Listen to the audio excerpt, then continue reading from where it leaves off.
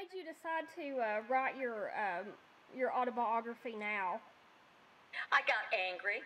I got really angry because I came back from the United States from Fiji, and I had scabies.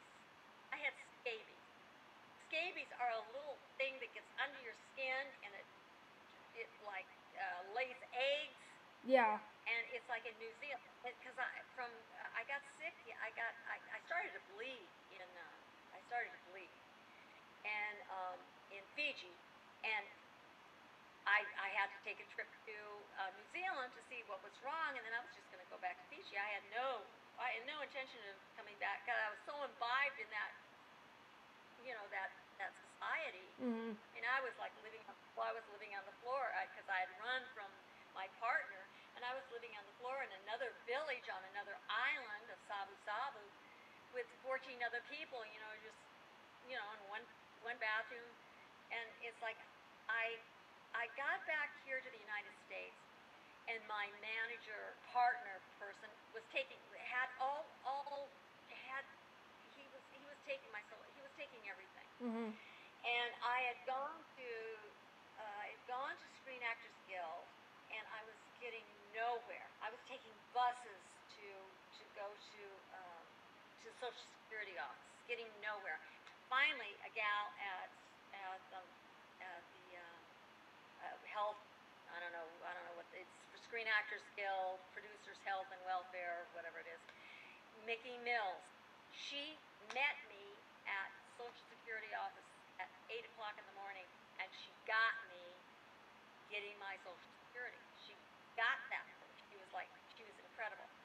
But during that time, I was like really ill. Mm-hmm. I was sick, and I went to the motion picture hospital, and I didn't. When you're in another country, Medicare, they don't have that, and they don't. I wasn't getting, and I had to go through all this process, and they knew I was an actress. They knew who I was and everything, but they wouldn't help me. I had scabies, so it was like I was like, help me, and they didn't even know what it was. Mm-hmm. They didn't know what it was. So did it itch or? Yeah, a little bit, but not that much. Mm-hmm. You saw like red marks where things like critters were like making under your skin, Mm-hmm. and it's like in Fiji and New Zealand and Australia. It's rampant. Mm-hmm. It's like in New York, they got bed bugs. Right. Remember, it's like that kind of a thing. Wow. And you have to you gotta wash everything and sterilize everything. You gotta put everything in a boiling hot water to get rid of these things. All of your clothes, everything, because they just spread out all over in any kind of clothing or anything. You gotta it's just we don't have them here in California or in the U.S. We don't have. Well, I guess they have bed bugs in New York. Yeah. And at times, there's like a thing of bed bugs, but I don't know. We don't really have anything like that here. It's like you said, it's mostly bed bugs, that sort of thing. Yeah, lice. Kids get lice in school. Yeah. I've heard of lice and I've heard of bed bugs. But I've never heard of scabies. I just didn't know what that was. Yeah. And so I went out to UCLA and the SEME Hospital out there, and I collapsed. I waited all day long because it's like free. Mm-hmm. And they just like, well, what are you doing here? Who are you? And I'd go through my whole story. Well, I live in, and I haven't been able to get any money, and I'm just broke, and I can't go to a doctor. And with the teeth, they said, well, we can pull teeth, but we can't fix them. We can only pull them. And wow. And so I got all my doctor's appointments. I got a dentist. I got all my appointments that they couldn't see me that day. Mm-hmm. I hadn't eaten anything all day, and I was trying to find my car, and it got dark, and at a certain time they closed things. They close things up. They close one part of the hospital off, and so you have to exit another place. And I go out, and it looks all the same, and I'm looking for my car, and I'm thinking, somebody's taken my car. Somebody's stolen my car. So I see a cop, and I go over to him, and I'm talking to him about my car, and he's like walking me. He's like walking me around. It was like really cold during that time. It was like freezing cold. And I said, well, I've got an appointment tomorrow morning at like 8 o'clock in the morning. I think I'm just going to sleep in my car. Mm. Well, you can sleep in. You could. He said, no, come with me. You can sleep in the hospital. And I'm like walking, and I pass out. I just pass out. I haven't had anything to eat. I haven't had any, it's like I was just weak, I passed out. And I wake up, and I am in that hospital, and I am in the psychiatric ward. That's where they put me.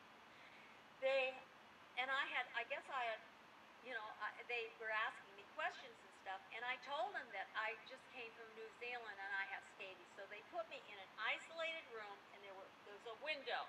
Mm-hmm. There was a big window where there were like about 4 people in there, and they could see what I was doing. Mm-hmm. I had no clothes on. I had nothing. I was nude in this room, and they wouldn't let me go to the bathroom. I finally wet myself. Yeah.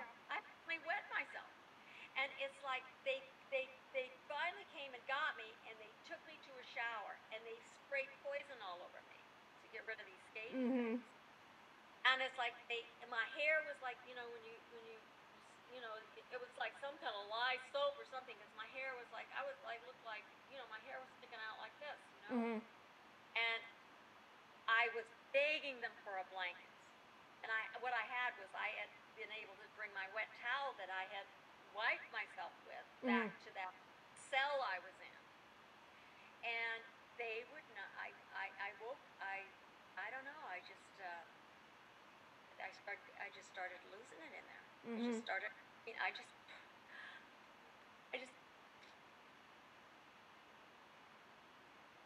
I just started really getting mad. Mm-hmm. I started getting angry. The next morning, a social worker came. She says, Sharon Farrell, what are you doing in here? She recognized me from The Young and the Restless. Thank God for The Young and the Restless. Right. Thank Jesus for giving me that show. Mm-hmm. I don't know that I would have ever gotten out of there. Right. She said, this is what you do. And she told me what to do and what to say and everything else. And I got out of there. Wow. And all the people had done a shift. And when I told my story, I even looked crazier. Right. Because, they had cleaned up the mess that I had made. They'd cleaned up all the urine off the floor. They cleaned everything up. But when she came in, there was a blanket on me. Mm-hmm.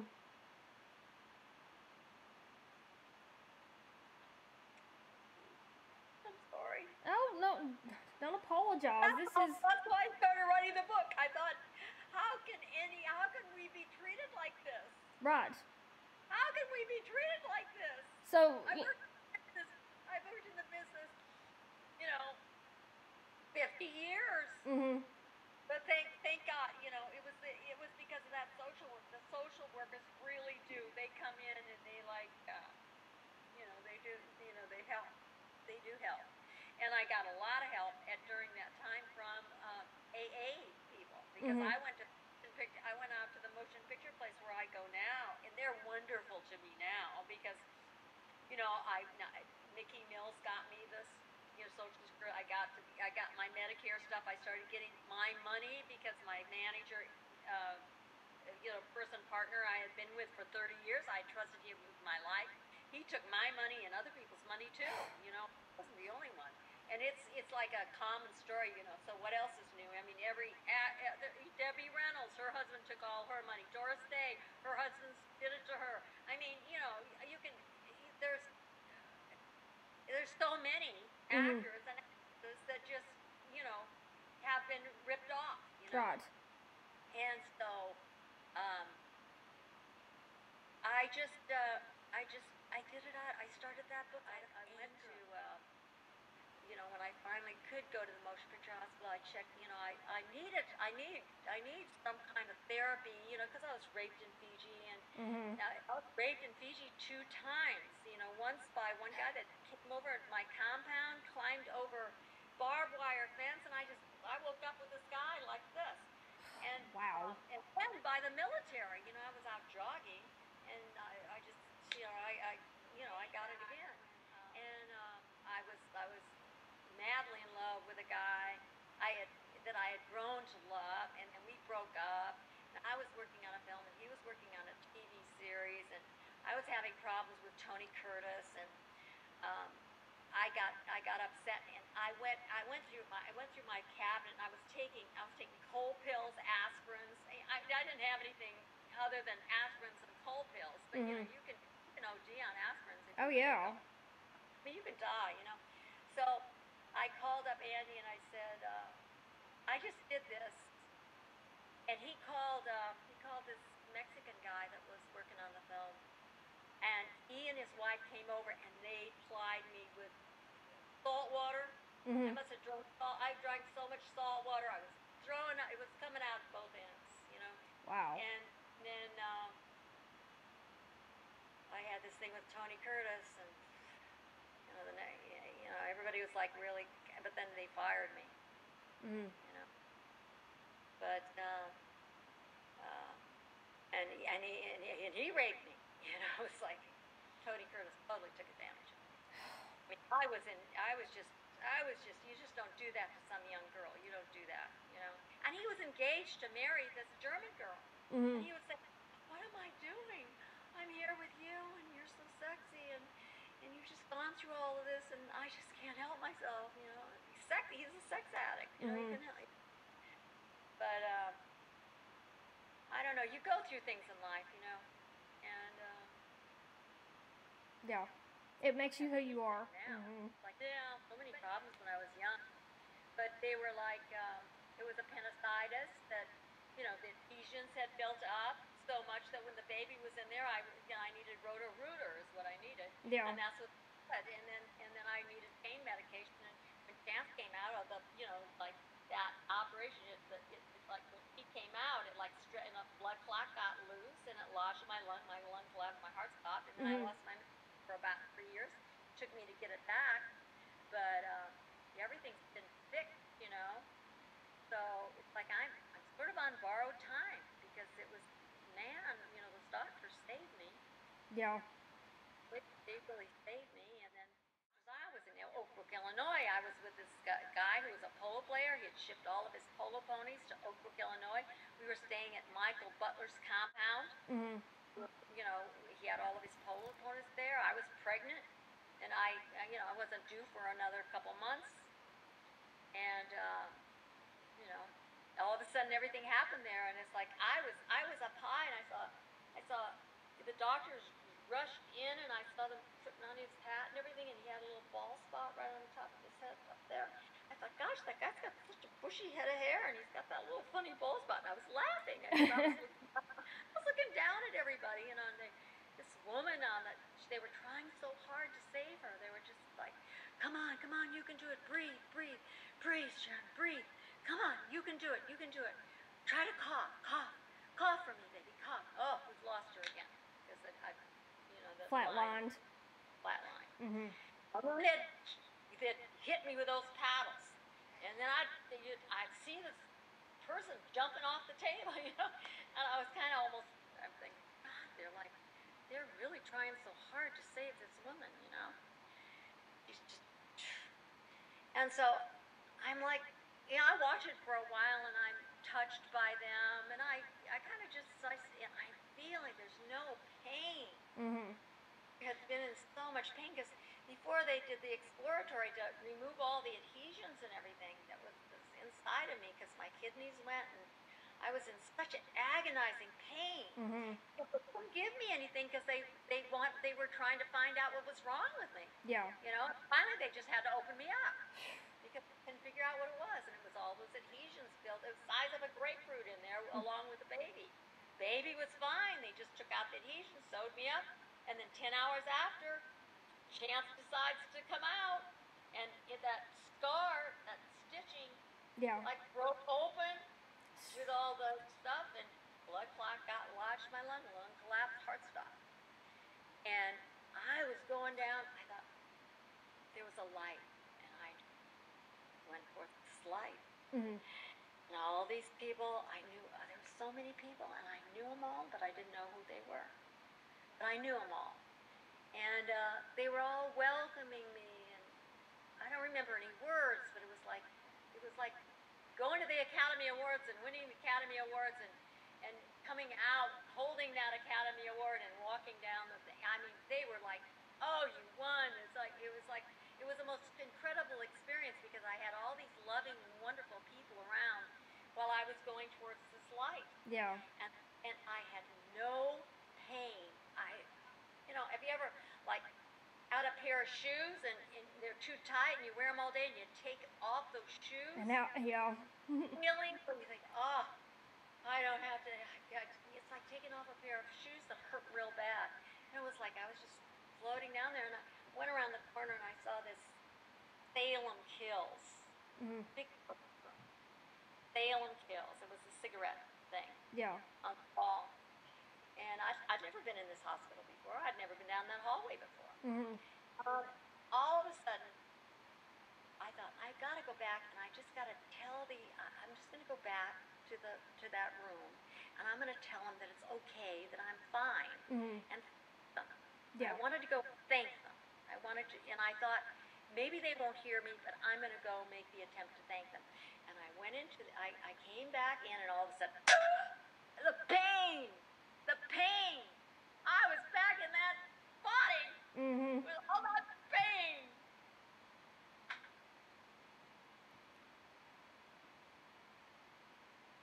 And then when I did come to, I heard a whole lot of noise and I was in excruciating pain. Horrible. It kind of reminded me of like when I was dancing and my feet were all bloody and I was trying to be a ballerina, And, you just, you used to wrap your feet up, and I used to wrap my feet in, brown paper, Mhm. like from bags. And I'd put the lamb's wool on, but then I'd wrap the paper around that. Yeah. And then I'd dunk my feet. I used to use Pavlova. Always wore Pavlova toe shoes. And I would dunk my feet in water. And I danced until my feet were bloody, Mhm. And it was like that kind of pain, because it's like when your feet, you got something on your feet, Mhm. something on your foot. It really, feet Yeah. are very, very painful, And it was like that kind of pain, but it wasn't that. And I heard all this noise, and I thought I was in a dance class or something. And I came to, and I heard Wally Cox talking, and I heard me talking, and I was on a television show, and I was in a hospital room, and there was and this nurse was saying, "Oh, good, you're finally up. We've got some young Santa's come, and they want your autograph." And the nurse gets a paper and pen. I cannot write my name. I don't even know what my name is. Mhm. Everybody thought it was the drugs and stuff like that. I didn't recognize John Boyer, the guy who I was living with at the time when I gave birth to Chance. And to this day, I don't know who Chance really belongs to. I didn't really care because I just wanted to have a baby, and Mhm. Don and Steve kind of look alike anyway. Yeah. So I never thought it was a big deal, And I kept my life a big secret. Mhm. I didn't, I've always been real secretive, and now I've just turned into this babbling big Since you wrote the book.